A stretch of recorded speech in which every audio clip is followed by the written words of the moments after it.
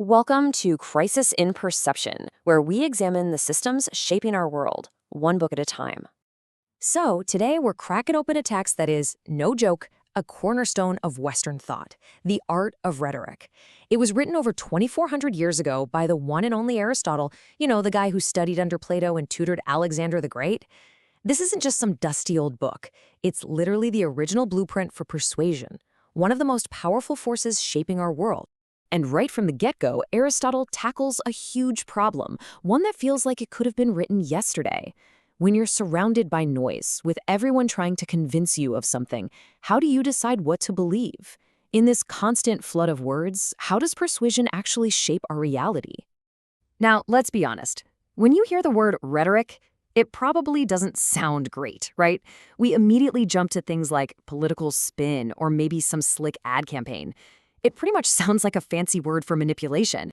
But here's the twist. Aristotle's take was completely different. He had this really radical idea that rhetoric wasn't just a bag of cheap tricks. He said it's a system, a craft that has rules and components, something that you can actually understand and analyze. And this is where he really changed the game. He was the first person to treat rhetoric as a techne. That's a Greek word for a systematic skill, something based on rational principles, just like medicine or even architecture. And with that one move, he took persuasion from being this mysterious talent some people are born with and turned it into a discipline with a blueprint anyone could learn from. This quote here just nails his core idea. He's saying, look, the real skill isn't just being persuasive. It's about being able to look at any situation and see what makes it persuasive in the first place.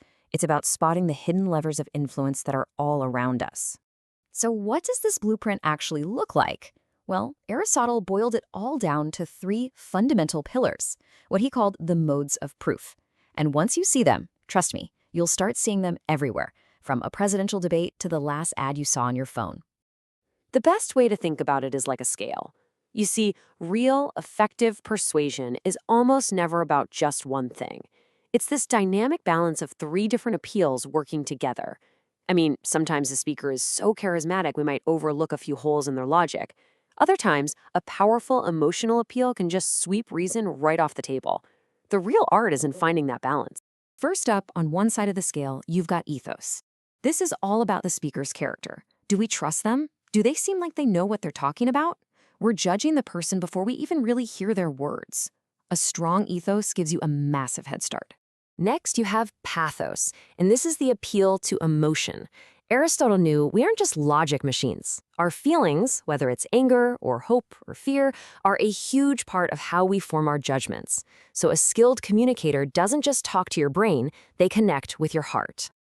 And finally, balancing everything out, there's logos. This is the appeal to logic. It's the argument itself, the facts, the evidence, the reasoning. The question here is simple. Does it actually make sense? Does the argument hold water? But here's where Aristotle's genius really kicks in. He understood that this whole ethos, pathos, and logos balance isn't some fixed, one-size-fits-all formula. The strategy has to change based on the context, on the specific arena where the persuasion is taking place. He basically mapped out three main arenas. First, there's the political arena, what he called deliberative rhetoric. That's all about the future, about deciding what should we do. Then you have the legal arena, or forensic rhetoric, which is focused on the past, what happened here. And finally, there's display rhetoric. Think of a toast at a wedding or a eulogy, which is about the present moment, assigning praise or blame. Each arena requires a completely different strategy. What's really fascinating is just how deep his system goes, especially when it comes to pathos. We live in a world that often dismisses emotion as irrational, but Aristotle took it very seriously. He didn't see emotions as just chaotic impulses. He saw them as predictable patterns that actually give us valuable information about what we care about. In fact, he pretty much dissected emotions like a scientist.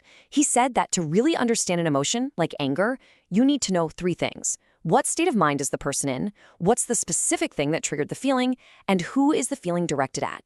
And just like that, emotion is no longer a mystery. It's a system with a cause and an effect. And he didn't stop there. This systematic way of thinking even extended to style. For Aristotle, the way you say something, the words you choose, the metaphors you use, that wasn't just fluff. It was a powerful tool for your brain, designed to make things clear and, believe it or not, to help you learn. And this is just such a profound insight. He argued that a really good metaphor is one of the best ways to create knowledge. Why? Because it snaps two different ideas together in a way that lets you see something familiar in a totally new light. That little aha moment of understanding, that actually feels good. So good style doesn't just sound pretty, it actually helps us think better. So, what does this ancient blueprint mean for us today, swimming in our sea of social media, 24-hour news, and targeted ads? It means the persuasive forces shaping our world aren't random. They aren't magic. They're operating on a system, a blueprint that's been in place for thousands of years. And that leaves us with a really powerful idea. Aristotle's rhetoric isn't just a textbook on how to win an argument. It's a decoder ring for the world we live in. It gives us the framework to spot the ethos, the pathos, and the logos that are at play in every single message we see, and to become just a little more aware of how our own perceptions are being shaped every single day. For the full, long-form deep dive into this book and its ideas, follow the link in the description. If you enjoy these explainers, please subscribe and comment with books or topics we should explore next.